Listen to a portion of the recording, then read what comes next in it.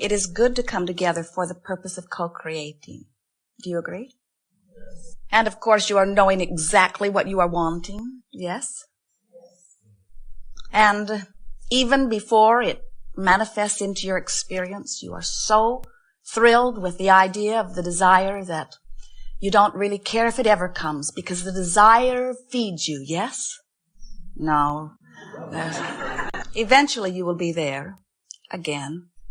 That's how you felt when you made the decision to come forth into this body. The idea of being able to focus and therefore summon source energy, understanding that in your attention that you would cause a vibrational frequency within yourself that by law of attraction would summon all things necessary for the fulfillment of it. And just with the promise of that idea, you boldly came forth into that scrawling, screaming, naked little body of a being, trusting. You could not walk, you could not communicate with words, you didn't know anything about those ways and people that you would be interacting with, and you felt only eagerness because you understood so fully the promise of law of attraction, and most importantly, you understood the worthiness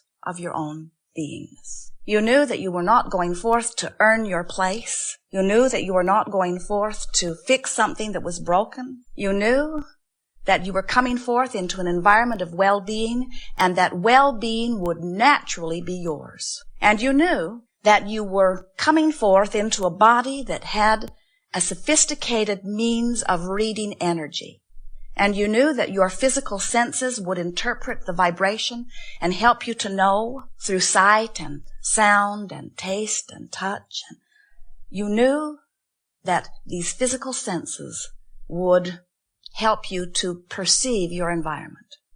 But most importantly, you knew that you would be born with an emotional guidance system that would let you know in every moment the only thing, now think about it, the only thing that would be important to someone traveling from the well-being of non-physical into the new dimension of physical time-space reality on planet Earth, you knew the only thing that was important was your awareness of your connection with your source. So you understood that your emotions were just that. You knew that you would be able to tell by the way you feel your connection to that source energy. And you knew from this loving, liquid love, permeating, enveloping environment of pure positive energy, you knew that as you came forth into this physical environment that you would be able to feel your harmony with that energy of source and well-being, or you would be able to feel when you were vibrationally getting a little off signal. You know, in your physical world, that you cannot set your radio on 98.6 and listen to what's being broadcast on 101 FM. You know that the frequencies have to line up in order for communication to be effective and satisfying. And it is the same with your connection to your source energy. You have to line up with source in order to allow it fully. Now, you can never pinch it off. Not all the way. You could get close to it and then you'd croak. And it is not from pinching off energy that you croak, by the way, but sometimes you get pretty pinched off before you croak.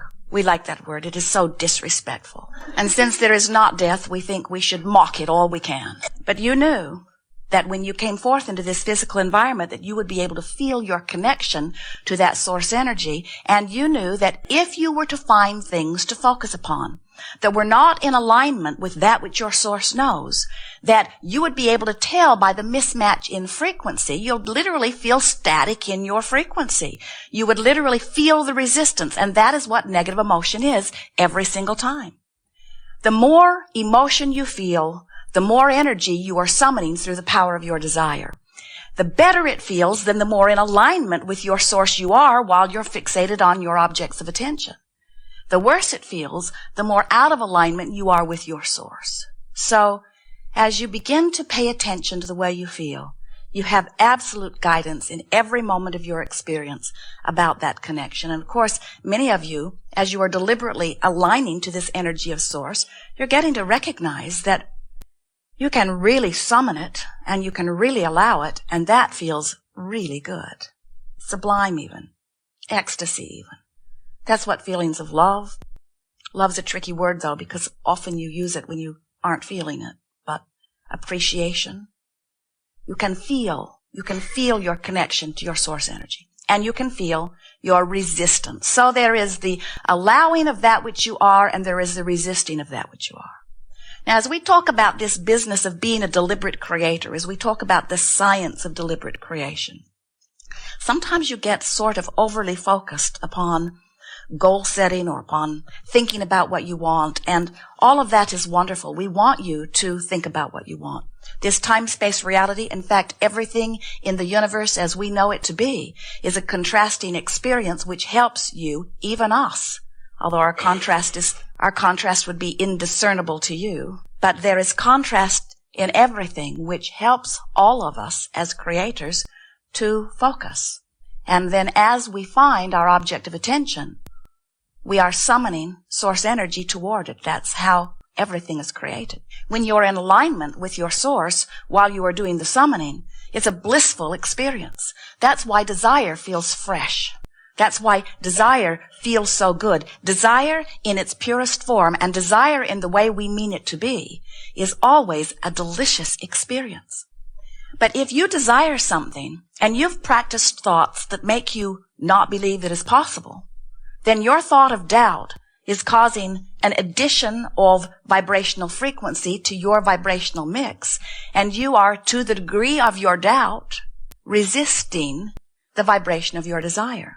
And that's why that doubt in the pit of your stomach feels like fear, or it feels like anxiety, or it feels like disappointment. In other words, you use a lot of different words in your physical environment to describe these emotions. Sometimes we think it would be easier for you to just play your childhood game again of hot and cold. Sometimes we think it would be easier for you to say there are only two emotions, one feels good and one feels bad, and while there is an infinite range in between, I'm always moving toward the one that feels the best.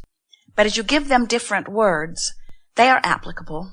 We notice, as we visit with you, about the way you feel, that often, in fact, almost always, as someone sits in the hot seat and we engage the audience to find the word that best seems to describe the way this person is seeming to feel, it is uncanny how accurate you are in your choosing of the word. It is also interesting and very pleasing that you can feel the vibrational frequency of those emotions. You can feel the higher, purer frequencies of passion and enthusiasm, those feelings of freedom and empowerment. You can feel what those frequencies feel like, just like you can feel the other end of the spectrum, those feelings of disempowerment, those feelings of powerlessness. And so, as we are visiting here today, we want you to get in touch with the idea of this emotional gauge, this spectrum of emotions. And we would like you to spend the rest of your physical life knowing so well what these emotions mean that you are always reaching for the best feeling thought that you have access to in any moment. Joseph Campbell said, "Best words we have ever heard coined, follow your bliss." And anyone who would do that is bound to live happily ever after, is bound to be the creative genius you've come forth to be, is bound to stay in full connection with the source that is you, is bound to fulfill every hope, dream, desire that you could ever conjure, is bound to be the master of deliberate creation and fulfilling of one's life purpose. However, when you have been focusing upon aspects of your life experience, and you have beat the drum of a situation long enough that you've established a sort of vibrational pattern frequency within you, no matter how many times someone tells you to follow your bliss, you don't have access to bliss from agony. You just can't get there in one fell swoop. It's a gradual thing. And so, instead of saying follow your bliss, while we adore those words, we are going to suggest that you reach for the best feeling thought that you have available. And that when you find it, that you pat yourself on the back and say, I did all right here. Sometimes someone will be experiencing something as severe as depression. Maybe someone that they care about has died, and they don't understand their connection and they are suffering the loss. There are all kinds of things that take you sometimes, or take some of you sometimes, into that extreme place of resistance where your emotion runs pretty steady in that fearful, disempowered, can't get a breath of air mode. So if we were visiting you and you were in that place, we would do everything that we could do to induce a little anger in you. Sounds strange, we know. But the vibrational frequency of anger is so much less than the vibrational frequency of that disempowering depression that if we could get you to focus on something that makes you angry, your vibration would shift, and we think then you might get a breath of air. In fact, we think you know that. We think at unconscious levels, that's why so often you shift to something that makes you angry when you are in that suffocating place of depression. There are many who turn to drugs or alcohol who find some relief in that. There are many counselors who find you naturally in your state of anger, who would counsel you against anger because those around you don't like it very much. They would frankly rather that you are depressed. When you're depressed, you don't turn it on them. You usually just go off and sulk somewhere, while when you are angry, sometimes they get the brunt of it. And so most who are outside of you would suggest that your anger is inappropriate. But we would say to you, anything that feels the slightest bit better than where you are is appropriate and is a good and effective step for you to take. Now, don't go home and tell everyone that Abraham is giving you sessions on getting really mad at everybody, because if you are in a place of frustration or overwhelmment, we would never encourage you to get angry, because that's going the wrong way on the emotional spectrum. Jerry and Esther were traveling a great deal from San Diego to Phoenix, back and forth. They were actually living in Phoenix, so it was Phoenix to San Diego to Phoenix. And as they would leave Phoenix, get out on the open road, about halfway of the 400-mile journey is a city called Yuma, Arizona. And when they would find themselves in Yuma, even though they really wanted to be in San Diego, they did not have an emotional meltdown. Oh, what are we doing in Yuma? Because they knew that if they stayed pointed in the direction of San Diego and kept moving, that they would be where they wanted to be. It's easy to understand those kinds of distances, isn't it? It's easy to say, well, here I am, and if I point myself in the direction of where I want to be, and I keep making some effort, eventually I'm going to get there. But we see you, relative to things that you're wanting to create, going from Phoenix to Yuma and being so upset that you're in Yuma that you get you go back to Phoenix. And then you get all the way back to Yuma, but you're so upset that you're not yet in San Diego that you just get disoriented and you end up back in Phoenix again. Before this day is over, you will have clear understanding of your guidance, and you will always know which direction you're facing. In short words, we would say to you that as long as you're feeling good, you're headed in the right direction. And it takes a little bit of awareness of how you are feeling. And sometimes in the beginning, you're not quite sure. But the more you play with this, the more confident you become in knowing that you are moving in the right direction. Jerry and Esther have a navigational system in their vehicles. It is called Magellan. There are satellites in the sky and an antenna on their roof and a computer brain in the vehicle. And the brain, because of the triangulating satellites, always knows where they are. So, as Jerry and Esther put the information into the computer about where they're wanting to go, Magellan maps it, tells them how far it is, and tells them, go this way, turn right, turn left, take the next exit. Magellan never says, where have you been?